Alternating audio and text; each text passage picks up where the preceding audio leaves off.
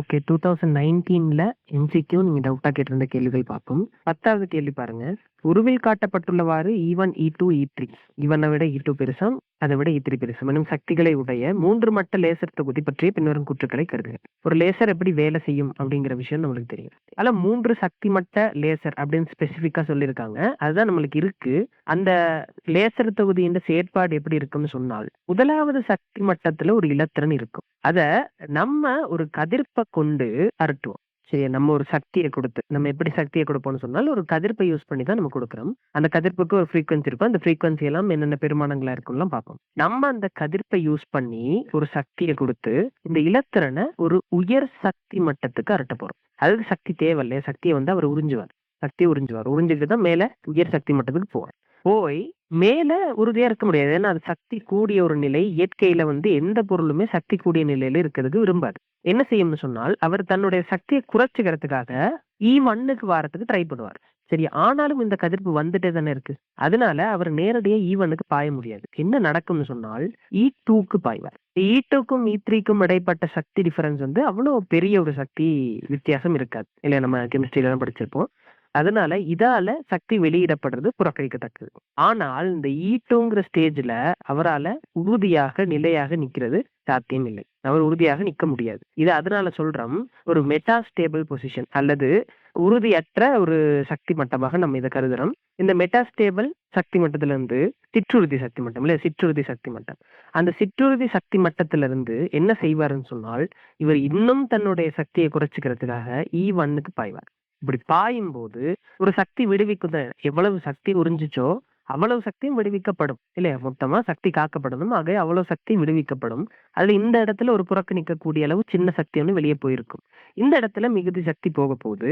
அந்த மிகுதி சக்தியும் ஒரு கதிர்ப்பாக போகும். இந்த கதிர்ப்பு நிறைய இலத்திரன்கள்ல இருந்து வெளியேற்றப்படும். இந்த கதிர்ப்பின் ஃப்ரீக்வன்சி எல்லா இலத்திரன்லயும் இருந்தும் வரது சமனா இருக்கும். ஆகவே எல்லா ஃப்ரீக்வன்சியும் சமன்னா எல்லாராலையும் வெளியிடப்படுற கதிர்ப்புகள் ஒரே நிறமுடையதா இருக்கும் இல்லையா? அதே மாதிரி செறிவானதாக இருக்கும். ஒரே அவத்தையுடையதாக இருக்கும். அதனால இந்த லைட் ரொம்ப செறிவுடைய ஒரு கண்டென்ஸ் ஆன லைட்டாக இருக்கும். சரி, அப்ப லேசர் லைட்டுங்கிறது ஒரு மின்காந்த கதிர்ப்பு தான். ஒரு லைட் தான், ஆனால் ரொம்ப செறிவுடைய ஒரு லைட். சரி, அது காரணம் என்னன்னு சொன்னால், எல்லா இலத்திரன்களும் E2ல இருந்து E1 ஸ்டேட்டுக்கு பாயும் போது ஒரே சக்தியை வெளிவிடுது. HF ஆக வெளிவிடும். ஒரு மின்காந்த கதிர்ப்பாக வெளியிடும்.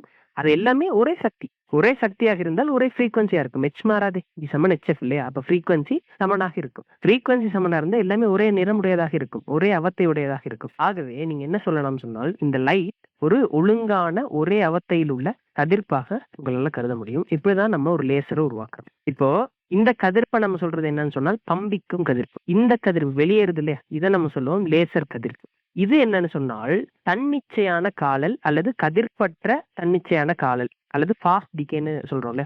கதிர்ப்பற்ற தன்னிச்சையான காலல் அப்படின்னு சொல்றது ஃபாஸ்ட் டிகே. இது சிற்றுறுதி மட்டம். இவருக்கு உறுதி வந்து ரொம்ப குறைவு. E3ல போயிட்டு இந்தவர் E2க்கு வந்தால் உடனடியாக E1க்கு விழுவார்.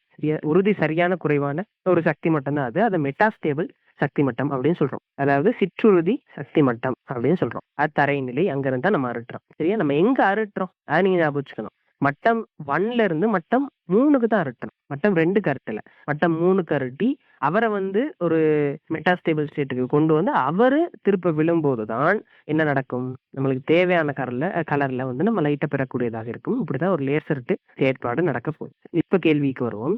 பாருங்க, சக்தி மட்டங்கள் 2ற்கும் 1ற்கும் இடையே லேசர் செயற்பாடு நடைபெறுது. அது சரியா பிள்ளையா? 2ல இருந்து 1க்கு பாயும் போதுதான் லேசர் வெளியேறும். சரி. பாருங்க, பம்பிக்கும் கதிர்ப்பின் அதான் இது. அதாவது நம்ம ஒரு ரேடியேஷனை கொடுத்துல அவர் அரட்டணும். அப்படி கொடுத்த அந்த ரேடியேஷன் தான் பம்பிக்கும் கதிர்ப்புன்னு சொல்றது. அந்த ரேடியேஷன் அநேகமா ஒரு சிம்பிள் ரேஞ்சுக்குள்ளதான் இருக்கும். நம்மளுக்கு என்ன கலர் தேவையோ கிட்டத்தட்ட அதே மாதிரி ஒரு கலர்ல தான் நம்ம அடிப்போம். ஆனா லைட்டா கொஞ்சம் சக்தி கூடவாக அடிப்போம். சரியா? அப்படி நம்ம பம்பிக்கிற கதிர்ப்பின் மீடிரன் E3 - E2/H ஆகும் அப்படின்னு சொல்றாங்க. இப்படிதான் நம்ம பம்பிக்கிற கதிர்ப்பிண்ட ஃப்ரீக்வன்சி வேணும். அதுக்கு முதல்ல நம்மளுக்கு சக்தி தெரியாது. நம்ம பம்பிக்கும் கதிர்ப்பிண்ட சக்தி எப்படி மாறுது? E1ல இருக்க இலத்திரனை E3ங்கிற சக்திக்கு கொண்டு போகுது இல்லையா? அப்ப நம்ம வழங்கின சக்தி என்னவாக இருக்கும்? E3 - E1.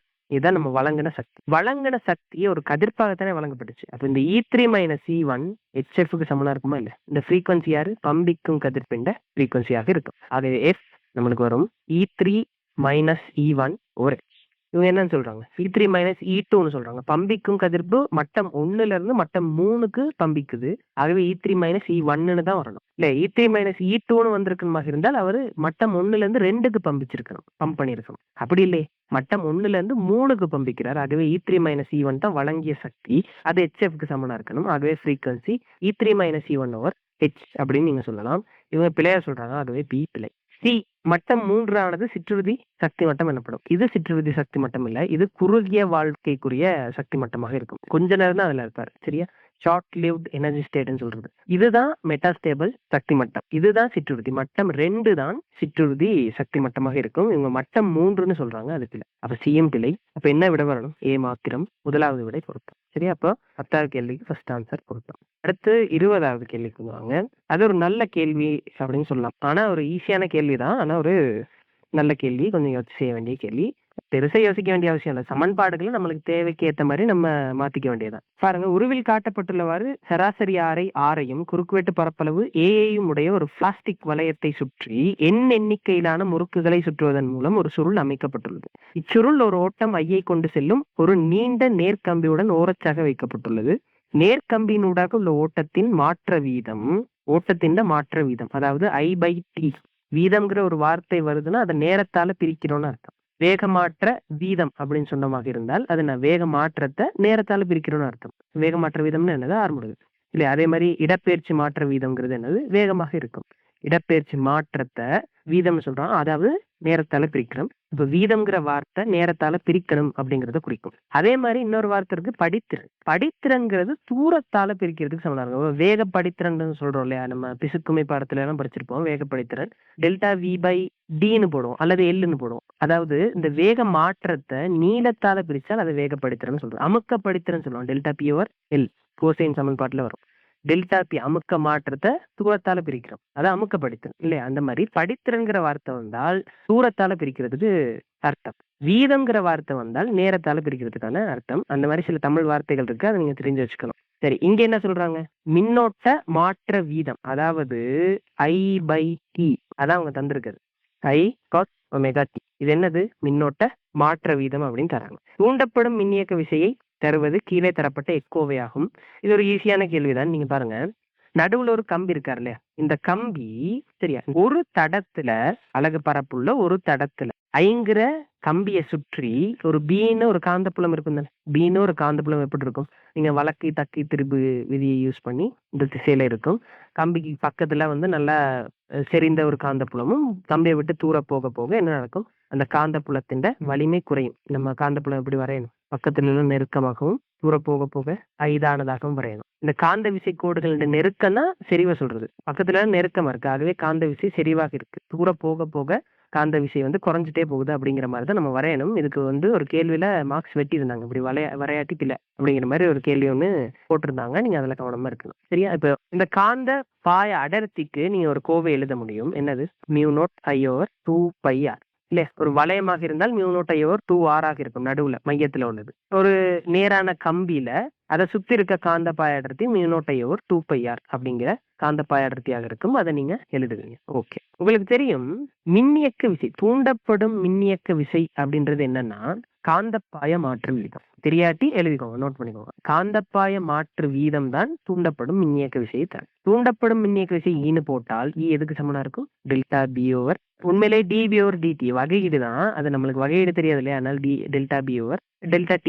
சரியா, ஒரு நேர மாற்றம். ஒரு நேர மாற்றத்துல இருக்க காந்தப்பாய மாற்றம் என்னவோ அதுதான் நம்ம தூண்டிய மின்னியக்க விசை அப்படின்னு நம்ம சொல்றோம். இப்ப B/T இருக்காரு இல்லையா, அதுக்கு பதிலா என்ன போடலாம், μ0I/2πr 1/T. ஆனா இந்த I/Tக்கு பதிலா நீங்க என்ன போடலாம், I cos ஒமேகா T போடலாம். μ0I cos omega T. I0 தராங்க இல்லையா, I0 cos omega T over 2πr. இதான் என்னது, தூண்டப்படுற மின்னியக்க விசை. எங்கன்னு சொன்னால் ஒரு தடத்துல தூண்டப்பட்டிருக்கு. ஒரு தடத்துல அலகு பரப்பளவுல தூண்டப்படுற மின்னியக்க விசைதான் dB/dt ஆக இருக்கும், அதாவது காந்தப்பாய மாற்று வீதமாக இருக்கும். ஆனால் இங்க ஏ குறுக்குவெட்டு பரப்புடைய எண்ணிக்கையான முறுக்குகள் இருக்கு. அப்ப மொத்த பரப்பு என்னவா இருக்கும்? A into N. அப்ப அலகு பரப்பளவுல ஈங்கிற மின்னியக்கு விசை தூண்டப்பட்டால் A பரப்புடைய N எண்ணிக்கையான முறுக்குகள்ல எவ்வளவு தூண்டப்படணும்? இது விட்டு AN மடங்கு தூண்டப்படணுமா இல்லையா? அப்ப மொத்த மின்னியக்கு விசை ஈனே போட்டால் அந்த E வந்து A இன்டு என்ன பெருக்கிறதுக்கு சமனா வருமா இல்லையா? அப்போ இதுதான் நம்ம விட்டு தூண்டப்படுற மின்னியக்கு விசையாக இருக்கும். இங்க நம்ம யோசிக்க வேண்டிய ஒரே ஒரு விஷயம் என்னன்னா, இந்த மின்னோட்ட மாற்று வீதம் இருக்குல்ல, அந்த கேபிட்டல் I/T, அத வந்து நம்ம நிறைய பேர் குழம்பி போட்டுரும். அந்த I/T சரியா போட்டா அதுக்கப்புறம் மிச்சம் எல்லாமே ஈஸியா செஞ்சுட்டு போகலாம். உங்களுக்கு தெரிஞ்சிருக்க வேண்டிய இன்னும் ஒரு விஷயம், காந்தப்பாய மாற்று வீதம்னா அலகு பரப்பளவுல ஒரு தடத்துல தர்ற மின்னியக்கு விசையாக இருக்கும். சரிதானே? காந்தப்பாய மாற்று வீதம். அப்போ அதை நீங்க அப்படியே போட வேண்டியதுதான். என்ன விட வரும்? Mu naught I naught cos omega t over 2πr into ஏன்னு வரணும். 4வது விடை சொல்லலாம். ஓகே, இது 20வது கேள்வி. அடுத்த கேள்வி 26வது பாருங்க. பல்மானி கேள்வி. சுற்று ஒன்றுடன் தொடுக்கப்பட்ட ஒரு ஒப்புளி பல்மானி உருவில் காட்டப்பட்டுள்ளது. பல்மானியின் வாசிப்பியாது. நம்மளுக்கு மல்டிமீட்டர் சிலபஸ்ல இருக்கா அப்படின்னு கேட்டால் இல்லை. சரியா? மல்டிமீட்டர் இல்லை. ஆனாலும் கேள்வி வந்திருக்கு. அப்ப எப்படி செய்யறதுன்னு கேட்டால் நம்மளுக்கு தெரிஞ்சிருக்கணும்னு எதிர்பார்க்கறாங்க.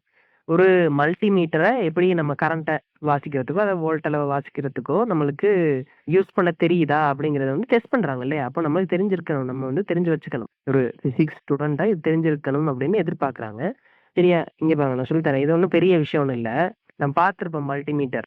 எல்லோ கலரா இருக்கும். கீழே வந்து ரெட் கலராகவும் பிளாக் கலராகவும் 2 இன்புட்ஸ் இருக்கும். அதில் வயரை உள்ளுக போட்டு நடுவில் ஒரு டயல் இருக்கும். அதை வந்து நம்ம திருகலாம். திருகி நம்ம தேவையான மாதிரி செப்பம் செய்துக்கலாம். இல்லை என்ன வாசிப்பு எடுக்க போறோமோ அதுக்கேற்ற மாதிரி செப்பம் செய்துக்கலாம். இதுல எப்படி வாசிப்பு எடுக்கிறேன்னு நான் சொல்றேன் பாருங்க. முதலாவது இந்த டயல்ல பாருங்க 4 பிரிவுகள். இது ஓம். எதை அளக்கிறதுக்கா? தடை. இது ஏசிவின்னு இருக்கு. என்னது? ஆடல் ஓட்ட வோல்ட் அளவு. சரியா? அப்ப இந்த இந்த இந்த ரேஞ்சுக்குள்ள இருக்க ஏதாவது ஒரு இடத்துல வந்து நீங்க டிக்குன்னா அவரை வந்து செட் பண்ணி வைப்பீங்களாக இருந்தால் அது ஆடல் ஓட்ட வோல்ட் அளவு வாசிக்கிற மாதிரி அந்த மல்டிமீட்டர் மாறிடும். இது என்னது? டிசிஏ, அதாவது நேரோட்ட மின்னோட்டத்தை அளக்கிறதுக்காக இந்த பக்கம் நீங்க செட் பண்ணி செய்யுங்க. இந்த நடுவுல இருக்க இந்த டயலை வந்து சுத்தி செட் பண்ணுவீங்களாக இருந்தால் அது நேரோட்ட மின்னோட்டத்தை வாசிக்கிற மாதிரி அந்த பல்மானி மாறிடும். இப்போ எங்க இருக்குன்னு பார்த்தால் அது டிசிவில இருக்கு. அதாவது நேரோட்ட அழுத்தத்தை அளக்கிறதுக்காக அவங்க சிற்பம் செய்து வச்சிருக்காங்க. அதுவும் எங்க சிற்பம் செய்து வச்சிருக்காங்க? 2 வோல்ட்ல சரியா சிற்பம் செய்து வச்சிருக்காங்க. ஓகே, முதல்ல இங்க இருக்க அளவிடைகளை பாருங்க. 3 அளவிடைகள் இருக்குல்ல, இது ஓம். இவரு ஏசிவியும் ஏசிஏயும். சரியா? அதாவது ஆடல் ஓட்டத்துல உள்ள வோல்ட்லவையும் அம்பியரையும் மின்னோட்டத்தையும் அளக்கிறதுக்கு நம்ம இவரை யூஸ் பண்ணிக்குவோம். இந்த அளவிடையை யூஸ் பண்ணிக்குவோம். நேரோட்டத்துல இருக்க அழுத்தத்தையும் மின்னோட்டத்தையும் அளக்கிறதுக்காக நம்ம மேல நடுவுல இருக்க இந்த அளவிடையை யூஸ் பண்ணிக்குவோம். சரியா? இப்ப எங்க சிற்பம் செய்யப்பட்டிருக்கு? நேரோட்ட வோல்ட் அளவுக்கு இல்லையா? நடுவுல இருக்க அந்த அளவிடையை தான் பார்க்கணும். சரியா? பார்க்கணும். நேரோட்ட வோல்ட் அளவுல எதுக்கு செப்பம் செய்திருக்கோம்னு சொன்னால் 2 வோல்ட்டுக்கு செப்பம் செய்து வச்சிருக்கோம். அதாவது என்ன அர்த்தம்னு சொன்னால் இவர் முழு திரும்பலுக்கு 2 வோல்ட்டை காட்டுறார். சரியா? இப்படித்தானே இருக்கு. இங்க 0 இருக்காரு, இங்க 10 ஏதோ போட்டிருக்காங்க. சரியா? அங்க போட்டிருக்க அளவிடைய வாசிக்காது. அவர் நேரடியா அங்க போட்டிருக்கத வாசிக்க மாட்டார். நம்ம இங்க என்னத்துக்கு செப்பம் செய்து வச்சிருக்கோமோ அதைத்தான் முழு அளவிடை திரும்பலுக்கு காட்டுவார். அதாவது இங்க இருக்கும்போது 0. இப்ப நம்ம 2 வோல்ட்டுக்கு தான் செப்பம் செய்து வச்சிருக்கோம். அப்ப இந்த இடத்துக்கு வந்தால் முழு திரும்பலை காட்டும் போது 2 வோல்ட் அழுத்தம் இருக்கும். அதான் அர்த்தம். சரியா? முழு திரும்பலுக்கு 2 வோல்ட்டாக இருந்தால் இதுல பாருங்க 0, 2, 4, 6, 8, 10. அப்ப 10 பகுதிகள் 2 வோல்ட்டை குறிக்குது. ஆனா இப்ப எதை காட்டிட்டு இருக்கு? 7 காட்டிட்டு இருக்கு. என்ன வோல்ட் அளவு குறிக்கும்? 10 பகுதிகள் 2 வோல்ட். அப்போ ஒரு பகுதி 0.2 வோல்ட் குறிக்கும். எத்தனை பகுதியை காட்டிட்டு இருக்கு? 7 பகுதியை காட்டிட்டு இருக்கு. அப்போ 1.4 வோல்ட்டை வாசிக்குது. அவ்வளவுதான். மல்டிமீட்டர் ஈஸியான ஒரு விஷயம் தான். ஆனா நம்மளுக்கு சிலபஸ்ல இல்லங்கிறதுக்காக போடாம விட மாட்டாங்க. அது வந்து நம்மளுக்கு தெரிஞ்சிருக்குன்னு எதிர்பார்க்கறாங்க. போட வேண்டியதுதான். மல்டிமீட்டர் ஒண்ணு வச்சு எப்படி வாசிப்பு எடுக்கிறது நம்மளுக்கு தெரிஞ்சிருக்கு. ஓகே, அதான் 26வது கேள்வி. 1.4 வோல்ட். அடுத்து பாருங்க 2019ல 34வது கேள்வி. ஒரு சோதனை குழாயின் அடியில் ஒரு உலோக குண்டை வைப்பதன் மூலம் அச்சோதனை குழாய் உருவில் காட்டப்பட்டுள்ளவாறு ஒரு பாய்மத்தில் நிலைக்குத்தாக மிதக்குமாறு செய்யப்பட்டுள்ளது. குழாயினதும் குண்டினதும் மொத்த திணிவு M, பாய்மத்தின் அடர்த்தி ρ, குழாயின் குறுக்குவெட்டு பரப்பளவு A ஆகும். பாய்மத்தின் பரப்பளவினதும் பிசுக்குமையினதும் விளைவை புறக்கணிக்கலாம். குழாய்க்கு ஒரு சிறிய நிலைக்குத்து இடப்பெயர்ச்சி கொடுக்கப்படும் எனின் குழாயின் தொடர்ந்து வரும் இயக்கத்தின் அலைவு காலம் யாது? ஓகே, அலைவு காலம் பார்க்கணும். நம்மளுக்கு நேரடியா அலைவு காலம் போக முடியாது. முதல்ல நீங்க இந்த எளிமை இயக்கத்தின் கோண வேகம் நீங்க காணணும். சரியா? கோண வேகம் கண்டு அதை தான் நீங்க அலைவு காலமாக மாற்ற போறீங்க. கோண வேகம் எப்படி காண்றது? நம்ம எல்லா இடத்துலயுமே இந்த மெத்தட்ல தான் நம்ம என்ன செய்யறோம்னு சொன்னால் அலைவு காலங்கள் காண்றோம். டி சமன் 2π இன்டு ரூட்டுக்கு எல் ஓவர் ஜி எல்லாம் எழுதுவோம் இல்லையா? இப்படி ஒரு சமன்பாடு இருக்கு. அல்லது 2π ரூட்டுக்கு எம் ஓவர் கே இப்படி ஒரு சமன்பாடு இருக்கு. அந்த எல்லா சமன்பாடுமே இப்படிதான் பெறப்படுது. எப்படி பெறுறோம்ங்கிறத நான் செஞ்சு காட்டுறேன். சரியா? அதே மெத்தட்ல நீங்க எல்லாத்துக்கும் செய்யலாம். சரியா? என்னன்னா கேம் பேசிக்கான எஃப் சமன் எம்ஏ தான். ஓகே. ஆரம்பத்துல இவர் அமிழ்ந்து மிதந்த வண்ணம் தானே இருந்தார். ஒரு எம்ஜியும் ஒரு யூவும் தொழிற்பட்ட நிலையில மிதந்த வண்ணம் இருப்பார். அங்க எஸ்ஹெச்எம் இருந்திருக்குமா? ஆரம்பத்துல சும்மா இருந்திருக்க மாட்டார். எப்ப எஸ்ஹெச்எம் வரும்னு சொன்னால் நீங்க இவருக்கு ஒரு இடப்பெயர்ச்சியை வழங்கும் போதுதான் என்னது ஒரு எஸ்ஹெச்எம் உருவாகும். சரி, அந்த எஸ்ஹெச்எம்கான காரணமான ஒரு இடப்பெயர்ச்சி ஒன்று இருப்பாரு அல்லது ஒரு விசை ஒன்று இருப்பார். ஓகே, ஒரு காரணமான ஒரு விஷயம் இருக்கார். அந்த விஷயம் என்னன்னு புடிச்சிட்டீங்கன்னா இங்க நீங்க மேலதிகமா அழுத்தி விடுறீங்க இல்லையா? அந்த விசை தான் என்னவா இருக்க போகுது? எஸ்ஹெச்எம்முக்கு காரணமான விசையாக இருக்க போகுது. ஒரு எக்ஸ் தூரத்துக்கு அழுத்துறீங்கன்னு வைப்போம். ஒரு எக்ஸ் தூரத்துக்கு அடியில அழுத்துறீங்க. இப்போ எக்ஸ் தூரத்துக்கு அழுத்தினால யாரு கூடி இருப்பா? மேலுதைப்பு அதிகரிச்சிருக்கு. விளங்குதா? ஏன்னா அமிழ்ந்துள்ள பகுதி கூடுது இல்லையா? அமிழ்ந்துள்ள பகுதி கூடுதுன்னா மேலுதைப்பு கூடி இருக்கும். இறை மாற போறது இல்ல, மேலுதைப்பு கூடி இருக்கும். அந்த மேலுதைப்பு தான் இந்த எஸ்ஹெச்எம்க்கு காரணமா இருக்கும். சரி, அந்த மேலுதைப்பு விசை என்னவா இருக்கும்? யோசிச்சு பாருங்க. V into rho into g இல்லையா? அதாவது இந்த மேலதிகமா வர மேலுதைப்பு. இந்த மேலதிகமா வர்ற மேலுதைப்பு தான் எஸ்ஹெச்எம்க்கான காரணம். அப்ப அவரு தான் எஸ்ஹெச்எம்ல வரப்போற விசையாக இருக்க போறார் இல்லையா? அப்ப அந்த விசை என்னவா இருக்கும்? V rho g. V rho g போடுவீங்களா என்றால் குறுக்கு வெட்டு பரப்பளவு ஏன்னு தராங்க. எவ்வளவு தூரத்துக்கு அழுத்தம்? எக்ஸ் தூரத்துக்கு அழுத்தம். சரி, அதான் மேலதிக மேலுதைப்பாக இருக்க போகுது இல்லையா? இந்த பகுதி அமிழ்ந்ததால வர்ற மேலுதைப்பு. அப்ப ஏ இன்டு எக்ஸ் இன்டு தான் கனவளவு, பாயிண்ட் அடர்த்தி ரோன்னு தராங்க இன்டு ஜி. இதான் என்னது? மேலுதைப்பு. இவர் தான் இந்த எளிமை இயக்கத்துக்கான விசை. இவர் எம் திணி உடையவர் இல்லையா? எம் திணி உடையவர் தானே ஒரு எஸ்ஹெச் மாற்ற. அப்போ இந்த எஃப் சமன் எம் இன்டு. இப்ப நீங்க யோசிங்க, ஆர்முடுகளை காணலாம். A x rho g over m. இதான் ஆர்முடுகள். ஆர்முடுகள் வந்து எப்படி கோண வேகத்துக்கு போறதுன்னு சொன்னால் இது ஒரு எளிமைசி இயக்கமாக இருந்தால் சரியா, அல்லது எளிமைசி இயக்கம்னு காட்டுறதுக்கும் நம்ம இப்படிதான் செய்வோம். சரியா? எளிமைசி இயக்கத்துக்கு நமக்கு தெரியும் ஏ சமன் மைனஸ் ஒமேகா ஸ்கொயர்ட். சரியாதான் இந்த சமன்பாடு. Minus omega squared x. A நம்ம கண்டுபிடிச்சு வச்சிருக்கோம். ஏ எக்ஸ் ஆர்முடுகள் ரோ ஜி எம். இதான் என்னது? Minus omega squared x. இந்த எக்ஸும் இல்லாம போயிடும் இல்லையா? அப்போ நீங்க இந்த மறையை விடுங்க. மறை வந்து திசையை காட்டுறதுக்காக உள்ளது. ஆர்முடுகளோட திசை எப்பயுமே மையத்தை நோக்கியதாக இருக்கும் அப்படின்னு காட்டுறதுக்கு உள்ள அந்த குறியீடு தான் இந்த மைனஸ். சரியா? நீங்க அந்த திசையை விடுங்க. ஒமேகா வர்க்கம் ஏ ரோஜி ஓவர் எம்னு வருது. அப்போ ஒமேகா என்னது? ஸ்கொயர் ரூட் இருக்க ஏ ரோஜி ஓவர் எம் இல்லையா? ஒமேகா தெரியுமா இருந்தால் ஒமேகால இருந்து அலைவு காலத்துக்கு போக தெரியும் தானே? 2π ஓவர் ஒமேகா தான் என்னது? D 1 over omega. ஒமேகாவை தலைகீழ போடும். M over A rho G. எந்த விடை? 2வது. பார்த்தோன்னு செய்யலாம் இல்லையா? நீங்க என்ன செய்யலாம்னு சொன்னால் பரிமாணம் போட்டு பார்க்கலாம். பரிமாணம் போட்டு பார்க்கும்போது 1வது விட வராது, வெட்டி விட்டுறலாம். அலைவு காலம் நம்மளுக்கு சக்கன்னு வரணும் இல்லையா? அப்போ நீங்க 1வது விட வராதுன்னு வெட்டி விட்டுடலாம். 3வது வரும், 4வதும் வரும், 5வது வராது. சரி, அப்போ 1வது 5வது விடையை வெட்டலாம். சரி, மற்ற விடைகள்ல எது வரும் அப்படிங்கிறது நீங்க கொஞ்சம் எப்படி நீங்க கொஞ்சம் ஆராய்ஞ்சு கணக்கு செஞ்சு பார்த்து தான் போட வேண்டியிருக்கும். இது செய்யறதுக்கு அவ்வளவு பெரிய நேரமும் எடுக்காது. இந்த மனசாலேயே எஃப் சமன் எம்ஏ எல்லாம் போடலாம். மனசாலே எஃப் சமன் எம்ஏ எல்லாம் போட்டு ஆர்முடுகளை மனசாலே எழுவாய் மட்டும் செஞ்சுட்டு ஏ சமன் மைனஸ் ஒமேகா ஸ்கொயர் எக்ஸ்ல பிரதிடுங்க. ஒமேகா வரும். ஒமேகா விட்டு தலைகீழ் வரணும்னு தெரியுது. அப்படி இருக்கிறது என்னது? ஒரே ஒரு விட 2வது விட மட்டும்தான். சரி, நம்ம இந்த ஏரியாவை மட்டும் எழுதிட்டு நம்ம விடைக்கு போக முடியும். மத்தெல்லாம் மனசால செய்யலாம். முடிஞ்ச அளவுக்கு குயிக்கா செய்ய பார்க்கணும். சரிதானே? நம்ம உட்காந்து எல்லாத்தையும் ஒன்னொன்னா ஸ்டெப் பை ஸ்டெப் எழுதி கடைசி விடையை எடுத்து இப்படி 2 கோடு போட்டதுக்கு பிறகுதான் 2வது விட போடுவீங்கன்னா அதுக்கு டைம் பத்தாது. என்சிக்யூ அப்படி செய்ய முடியாது. என்ன செய்யணும்? முடிஞ்ச அளவுக்கு எது ஷார்ட் கட்டோ அதில் நீங்க போகணும். முடிஞ்ச அளவுக்கு மைண்டாலே ஒர்க் பண்ணுங்க. அப்பதான் நம்ம ஃபாஸ்டா வேலை செய்ய முடியும். சரியா? அப்ப 34வது கேள்விக்கு 2வது விட பொருத்தமானதாக இருக்கும். ஒளிகாலும் இருவாய் எல்இடி உத்தம தொழிற்பாட்டுக்காக அதன் முன்முக வோல்ட்டளவும் ஓட்டமும் முறையே 2 வோல்ட் 10 மில்லி ஆம்பியர் ஆகும். இங்க பாருங்க இருக்க ஒரு எல்இடி. இந்த எல்இடியின் உத்தம தொழிற்பாடு அப்படின்னா என்னன்னா சரியா அவர் வேலை செய்யறதுக்கு டிம் ஆகி அப்படியெல்லாம் வேலை செய்யக்கூடாது. சரியா அவர் வேலை செய்யறதுக்கு 2 வோல்ட்டும் 10 மில்லி ஆம்பியரும் தேவையான டிரான்சிஸ்டரின் VBE 0.7 வோல்ட். டிக்கும் ஈக்கும் இடைப்பட்ட அழுத்த வித்தியாசம் 0.7 தராங்க. அப்படி ஒரு சிலிக்கன் டிரான்சிஸ்டர், அதெல்லாம் உங்களுக்கு தெரியும். ஓட்டநயம் பீட்டா.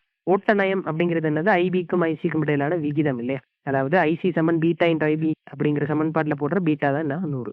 அது கம்பெனி தீர்மானிக்கும். டிரான்சிஸ்டருக்கு டிரான்சிஸ்டர் வேறுபடும். இல்ல வந்து அது தருவாங்க. VCE தட்டு அப்படின்னா என்னன்னா நிரம்பல் நிலையில. சரியா? நிரம்பல் நிலையில VCE 0.1 வோல்ட் ஆகும். அதாவது இங்கிருந்து இங்க உள்ள அழுத்தம் நிரம்பல் நிலையில 0.1 வோல்ட் அளவாக இருக்கும். சரியா? நிரம்பல் நிலை அப்படிங்கிறது என்னது? பெரிய மின்னோட்டம் ஓடுற டைம். மின்னோட்டமே ஓடாத போது இந்த ஐசி 0வாக இருந்தால் அது துண்டிப்பு நிலை. இந்த ஐசி உயர்வாக இருந்தால் அது நிரம்பல். சரிதானே? அதாவது இங்கதான் மொத்த அழுத்தமும் விழும். அந்த டைம்ல நிரம்பல் நிலையில தசம் 1 வோல்ட் அளவாக இருக்கும். உருவில் தரப்பட்டுள்ள சுற்றில் ஒளிகாலும் இருவாயின் உத்தம ஒத்துழைப்பாட்டுக்கு தேவையான ஆர்பி ஆர்சி ஆகியவற்றின் பெருமானங்கள் யாரு? அதாவது இந்த எல்இடி சரியா வேலை செய்யறதுக்கு தேவையான ஆர்சியும் ஆர்பியும் பெருமானங்கள் என்னன்னு கேக்குறாங்க. நான் ஒவ்வொரு பெருமானமா போட்டு பார்த்து சரியா வேலை செய்தான்னு கண்டுபிடிக்கிறது சாத்தியமே இல்லை. என்ன பெருமானத்தை நம்ம எடுத்தோனைக்கு போடுறது அது சாத்தியமே இருக்காது. என்ன செய்யணும்? இவர் சரியா வேலை செய்யறார் அப்படின்னு நம்ம எடுத்துக்கிட்டு அதுக்கு தேவையான தடைகளை கண்டுபிடிக்கணும். இவர் சரியா வேலை செய்யறதுக்கு 2 வோல்ட் இருக்கணும், 10 மில்லி ஆம்பியர் இருக்கணும் இல்லையா? அப்ப அந்த நிபந்தனைகள் தந்திருக்காங்க. இவர் சரியா வேலை செய்யறார் அப்படின்னு எடுத்துக்கோங்க. இவர் 0 இதே புவித்திருத்து வச்சிருக்காங்க, இங்க 0 விசிஇ தசம் 1 வோல்ட்னு தராங்க. அப்ப இந்த இடத்துல இருக்க அழுத்தம் என்னது? தசம் 1 வோல்ட். இவர் இந்த எல்இடி சரியாக வேலை செய்வாராக இருந்தால் அவருக்கு குறுக்க 2 வோல்ட் விழணும், அவருக்கு குறுக்க ஒரு 2 வோல்ட் இருக்கணும். அப்போ இந்த ஏரியால இந்த இடத்துல உள்ள அழுத்தம் என்னவா இருக்கும்? 2.1 இருக்கும். அப்பதான் 2 வோல்ட் விழுந்ததுக்கு பிறகு இங்க 0.1 வர முடியும். அப்ப இங்க 2.1 இருக்கணும். இப்போ நீங்க என்ன செய்யலாம்? கொடுத்தது 5 வோல்ட், இந்த இடத்துல 2.1 இருக்கு. இந்த ஆர்சியில விழுந்த அழுத்தத்தை கண்டுபிடிக்கலாம். எவ்வளவு? 2.9 வோல்ட் விழுந்திருக்கு. தடை தெரியாது, மின்னோட்டம் தெரியாது. அப்போ மின்னோட்டம் எவ்வளவு தராங்க? 10 மில்லி ஆம்பியர். இவர் சரியா தானே வேலை செய்யுது. எல்இடி கூட 10 மில்லி ஆம்பியர் இருக்கணும். அப்ப ஐசி 10 மில்லி ஆம்பியர். சரியா? மின்னோட்டம் தெரியும், அவர்ல விழுற அழுத்தம் தெரியும். அப்ப தடைய காணலாம் தானே? ஆர்சிக்கு வி சமன் ஐஆர் போட போறீங்க. அழுத்தம் எவ்வளவு? 2.9 வோல்ட் விழுது. மின்னோட்டம் எவ்வளவு? 10 தர 10/3 ஆம்பியர். ஆர்சியை காணலாமா? எவ்வளவு? 290 ஓம்னு வரும். ஆர்சி 290 ஓம்னு வரப்போகுது. என்னென்ன விடைய வெட்டலாம்? 4வது போயிரும், 2வது போயிரும், 1வது போயிரும். மிச்சமா இருக்க 2 விடலாம். சரி, அந்த 2ல ஏதாவது ஒண்ணுக்கு நீங்க சும்மா எழுந்தமானமா போட்டாலே 50-50 சான்ஸ் இருக்கு இல்லையா? நீங்க ஒரு விட வராதுன்னு தெரிஞ்சால் உடனடியாக வெட்டிடணும். அதை எம்சிக்கு செய்யறதுக்கு மிக முக்கியமான ஒரு ஸ்கில். உடனடியாக வராத விடைகளை வெட்ட தெரியணும். சரியா? அப்ப ஆர்சி நம்மளுக்கு 290 கண்டுபிடிச்சிட்டோம். ஆர்பியை கண்டுபிடிக்கணும். ஆர்பி காண்றதுக்கு நான் என்ன செய்ய போறேன்னு சொன்னால் முதல்ல ஐபியை காணும். அடிநூடான மின்னோட்டம் ஐபி காணும். நம்மளுக்கு பீட்டா தந்திருக்காங்க தானே, இதுக்காக தான் தந்திருப்பாங்க. ஐசி சம்மன் நமக்கு தெரியும், பீட்டா இன்டூ ஐபி. பீட்டா 100ன்னு தந்திருக்கதால 10 தர 10/3 100, அதான் என்னது? ஐபி ஆக இருக்கும். இப்ப என்னன்னு வரும்? 10/4.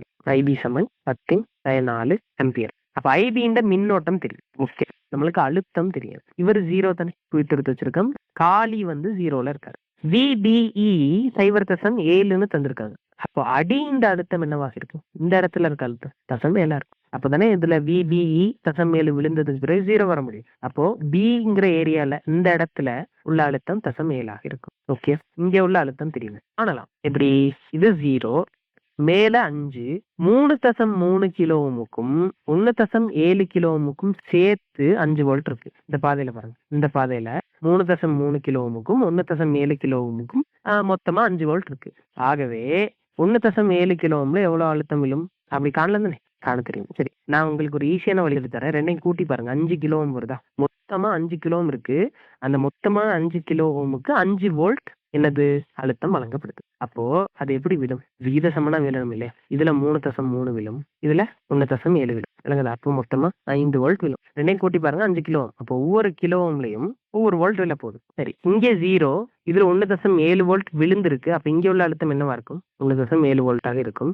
பிங்கிற இந்த இடத்துல உள்ள அழுத்தம் 0.7ன்னு தெரியுது. அப்ப இந்த ஆர்பிக்கு குறுக்கே உள்ள அழுத்தம் என்னது? ஆர்பி குறுக்கே உள்ள அழுத்தம் 1 வோல்ட்டாக இருக்கும். இது 1.7, இங்க 0.7. அப்ப ஆர்பி குறுக்க 1 வோல்ட். இப்ப ஆர்பிக்கு வி சமன் ஐஆர்.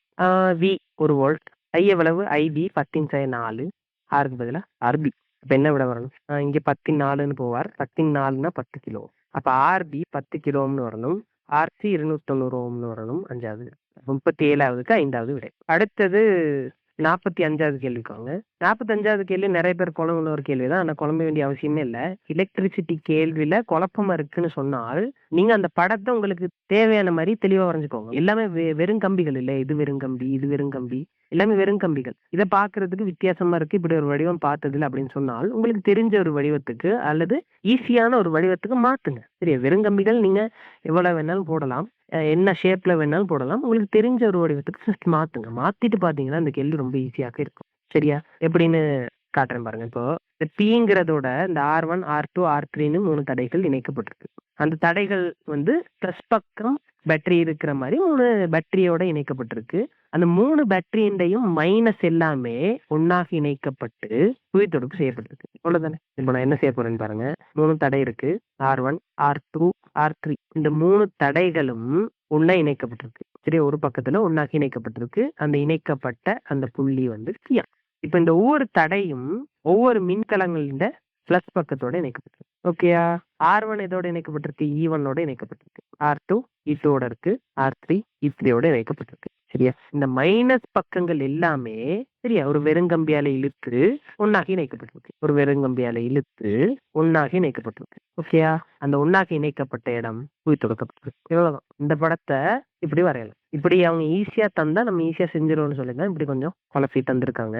இது நம்மளுக்கு இப்படி வரைய தெரிஞ்சாலும் சரி, அவ்வளவுதான். கேள்வி சரி, இதுவும் சர்வ சமனான சுற்றுக்கு. யோசிச்சு பாருங்க, விபி தானே வேணும், அதாவது பீல உள்ள அழுத்தம். நான் சொல்லலாம் ஒவ்வொரு மின்கலத்துக்கு குறுக்கேயும், இது ஒரு அகத்தடை மாதிரி கருதினால் ஒவ்வொரு மின்கலத்துக்கு குறுக்கேயும் அழுத்தங்கள் சமனா இருக்கும். எவ்வளவு இருக்கும்? இந்த பக்கம் 0, இந்த பக்கம் விபியா இருந்தால் இந்த மின்கலத்துக்கு குறுக்கையான அழுத்தம் விபியாக இருக்கும். இந்த இடத்துலயும் அப்படிதான், இந்த இடத்துலயும் அப்படிதான், இதுலயும் அப்படிதான். எல்லாத்துலயுமே மின்கலங்களுக்கு குறுக்கே உள்ள அழுத்தம் வந்து விபியா தான் இருக்க போகுது இல்லையா? அந்த விபியா தான் எவ்வளவுன்னு காணப்படும். நீங்க கொஞ்சம் யோசிச்சு பாருங்க, இந்த பேட்டரியில யாருக்கு மின் இயக்க விசை பெருசு, யாருக்கு சின்னது அப்படின்னு நம்மளுக்கு தெரியாது.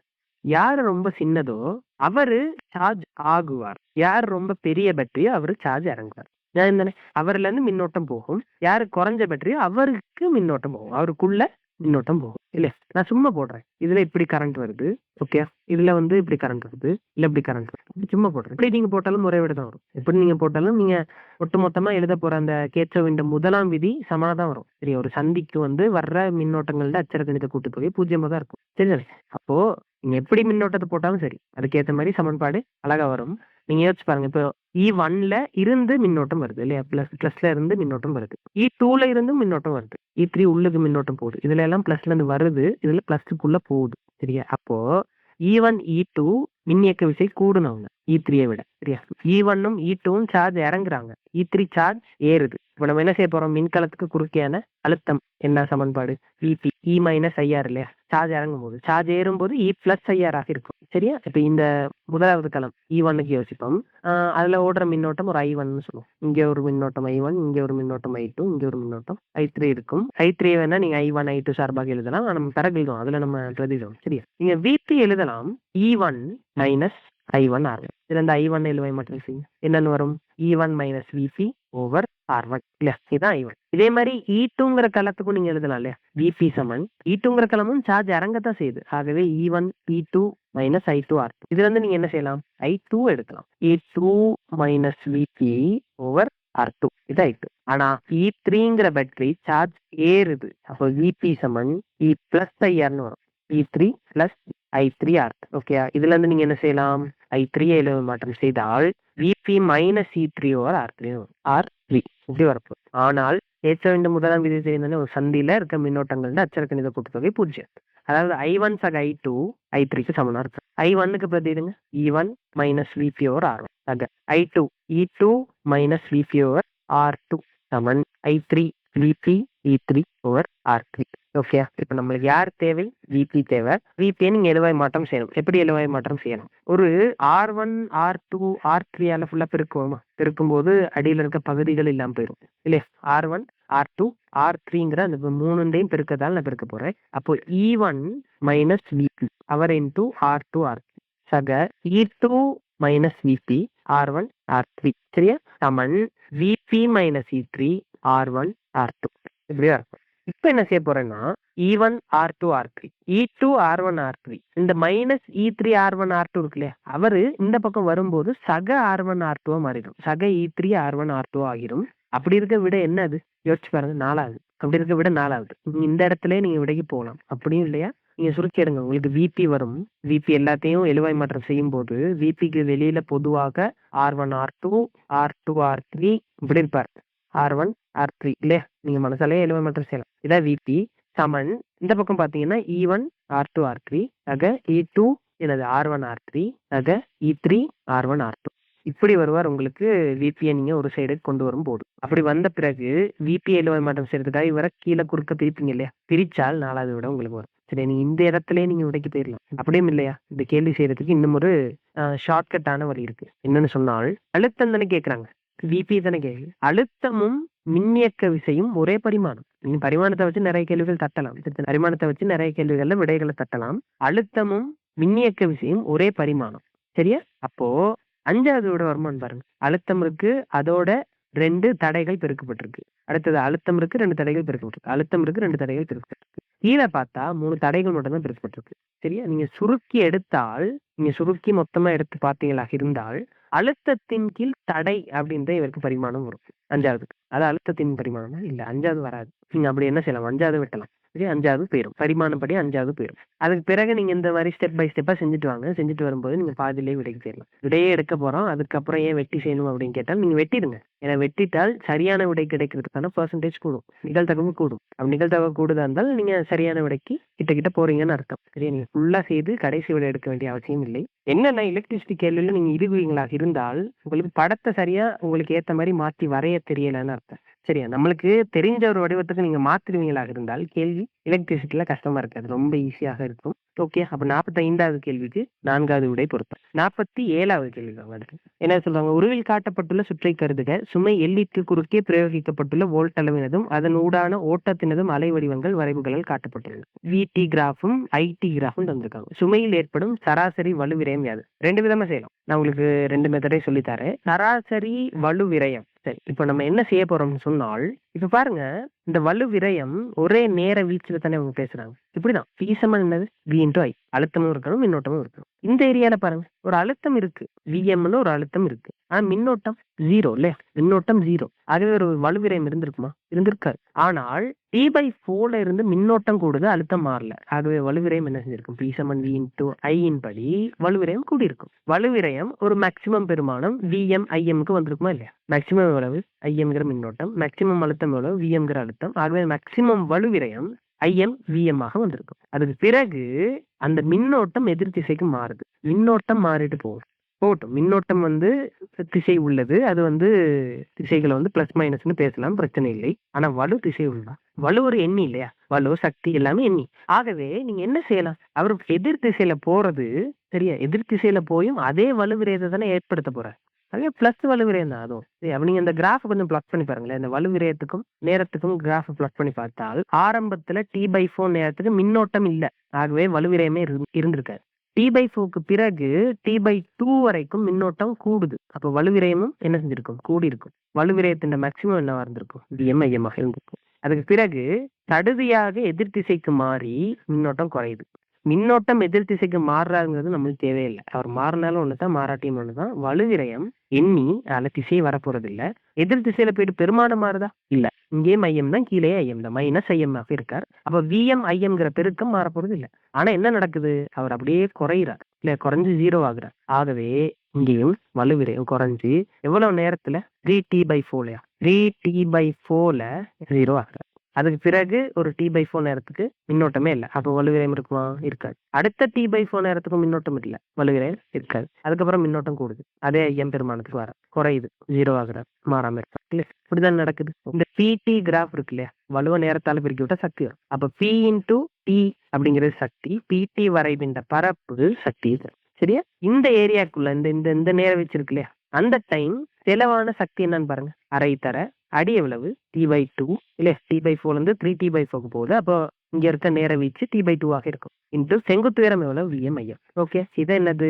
சக்தி. சரியா? நம்மளுக்கு சராசரி வலு தானே வேணும். வலுக்கு நீங்க நேரத்துல என்ன செய்யணும்? பிரிக்க வேண்டி வரும். T-ஆல பிரிங்க. அதாவது அலகு நேரத்துக்கானது. இப்ப T நேரத்துல இவ்வளவு நேரத்துக்கு என்ன இருந்துச்சு? சக்தி இருந்துச்சு. சரியா? நீங்க T நேரத்துல தான் பார்க்கணும். T எங்க இருக்காரு? 5T/4 இங்க வந்திருப்பாரு. T ஒரு அலைவுங்கிறது இதான். ஒரு அலைவு. ஒரு அலைவுல உள்ள வலு விரயம் தானே பார்க்க போறீங்க. என்ன நடக்குது? ஒரு அலைவுல பாருங்க, மொத்த சக்தி எவ்வளவு? இந்த ஏரியால பரப்பே இல்ல, இந்த இடத்துல பரப்பு இருக்கு. அது எவ்வளவு? 12T/2 into Vm Im. சரியா? இந்த இடத்துலயும் சக்தி இல்ல, 0. சரியா? அதான் மொத்த சக்தி ஒரு அலைவுக்கு. அலகு டைம்ல உள்ள சக்தி தானே என்னது? வலுன்னு சொல்றோம். அப்ப அலகு டைம் எவ்வளவு? T. அதனால பிரிச்சு விடுங்க. பிரிச்சு விட்டால் Vm Im/4. இதான் விடை. 2வது விட பொருத்தமானதாக இருக்கும். ஓகே, இதை காண்றதுக்கு இன்னொரு வழியும் இருக்கு. என்னன்னு சொல்லவா? T/2 நேரத்துக்கு யோசிக்கும். T/2 நேரத்துல எவ்வளவு வலு விரயம் ஆகிருக்குன்னு பார்ப்போம். அப்புறம் T/2ஆல பிரிச்சு விடுவீங்களாக இருந்தால் அந்த டைம் வலு வரும் தானே. இங்க பாருங்க, Vm T/2 நேரத்துல மாறவே இல்லை, Vm-ஆவே தான் இருந்தாரு. Im-ம் T/2 நேரத்துல அப்படி மாறாம இருக்குன்னு வைங்களேன், மொத்த வலு விரயம் என்னவா இருக்கும்? Vm Im ஆக இருந்திருக்கும். ஆனால் இப்போ இருக்க மின்னோட்டம் ஒட்டு மொத்தமா Im ஆக இல்ல.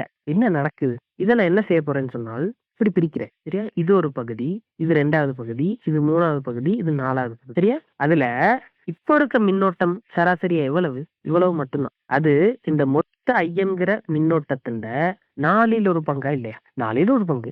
ஆகவே IM/4 தான் இப்ப இருக்க மின்னோட்டம். இது ஃபுல்லாவே IM ஆக இருந்திருந்தால் வலுவிரயம் VMIL. ஆனால் அந்த T/2 நேரத்துல IM/4 தானே இருக்கு.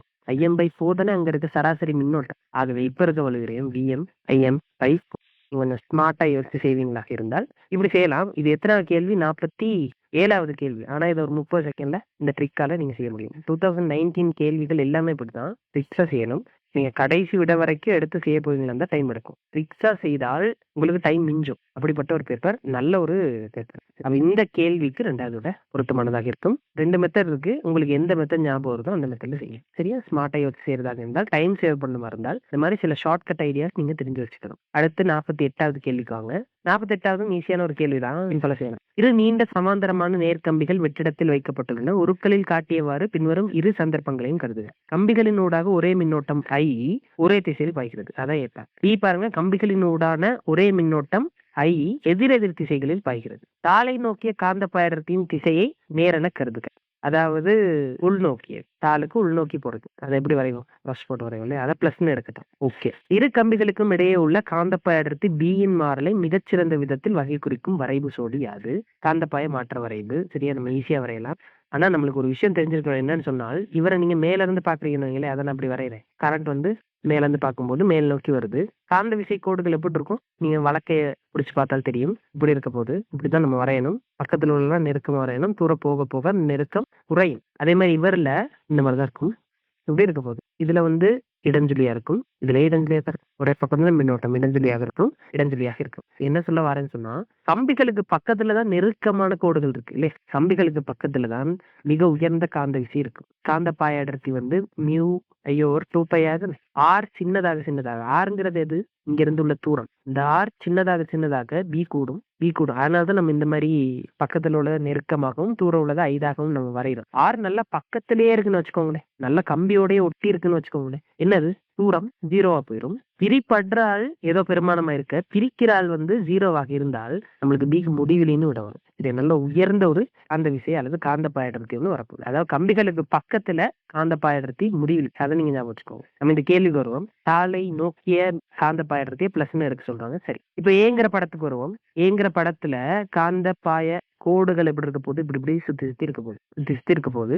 இந்த கம்பில இப்படி இருக்கு. அதாவது இங்க வெளியே வருது, இதுல உள்ளுக்கு போகுது. அப்ப நடுவுல எங்கேயோ சூனிய புள்ளி வருமா இல்லையா? இதுல உள்ளுக்கு போவார், இதுல வெளியே வருவார். இங்க பாருங்களேன், இதுல மேல போகுது, இதுல கீழே வருது. அது ரெண்டும் சேர்ந்து நடுவுல ஒரு சூனிய புள்ளி வருமா இல்லையா? இது ரெண்டுமே ஒரே மின்னோட்டங்கிறதுனால சரியா நடுப்புள்ளில ஒரு சூனிய புள்ளி வரும். இந்த பக்கம் இந்த சூனிய புள்ளிக்கு இந்த சைட்ல உள்ளதெல்லாம் உள்நோக்கிய காந்தப்பாய அடர்த்தியாக இருந்தால், இதுக்கு வெளியே இந்த சைட்ல உள்ளதெல்லாம் வெளிநோக்கியதான் இருக்குமா இல்லையா? அப்போ உள்நோக்கி பிளஸ், வெளிநோக்கி மைனஸா வரணும். அப்போ பிளஸ் மைனஸுக்கு கிராஃப் போயிருக்கணும். 1வது 3வது விட வருமா? வராது. 1வது வராது, 3வது வராது.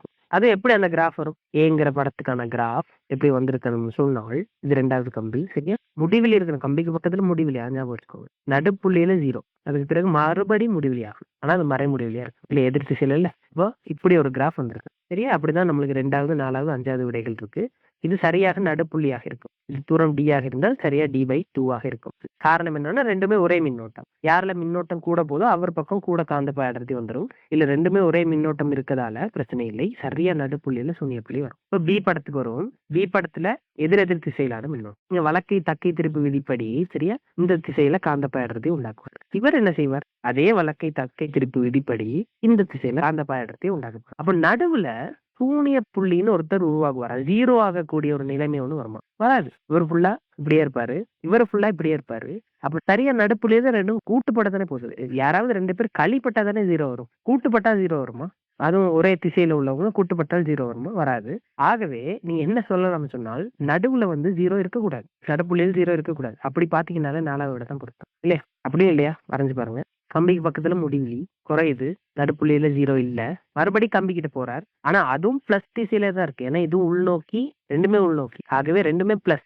அப்ப கீழே போற ஒரு கேஸ்ன்னு வரக்கூடாது. இப்படியே மேல போயிடும். கம்பிகளுக்கு பக்கத்துல முடிவிலி மின்னோட்டம். சரி, முடிவிலி காந்தப்பாய அடர்த்தி நீங்க ஞாபகம் வச்சுக்கணும். அப்ப இந்த விடை 4வது விடை பொருத்தம். இது கஷ்டமான ஒரு கேள்வின்னு கேட்டா இல்ல, இது ஒரு ஈஸியான கேள்விதான். ஈஸியா யோசிச்சு போடக்கூடிய ஒரு கேள்வி. 4வது விடை பொருத்தம். சரிதானே? மத்த கேள்விகளையும் பாருங்க. எல்லாமே நல்ல கேள்விகள் 50வதெல்லாம் சும்மா கிடைமட்ட இயக்கம். ஒரு பேப்பர பார்த்து பயப்படக்கூடாது. சரிதானே? ஒரு பேப்பர பார்த்து பயப்படாம நீங்க டென்ஷன் இல்லாம பேப்பர செய்வீங்களாக இருந்தால் சரி. ஓகே.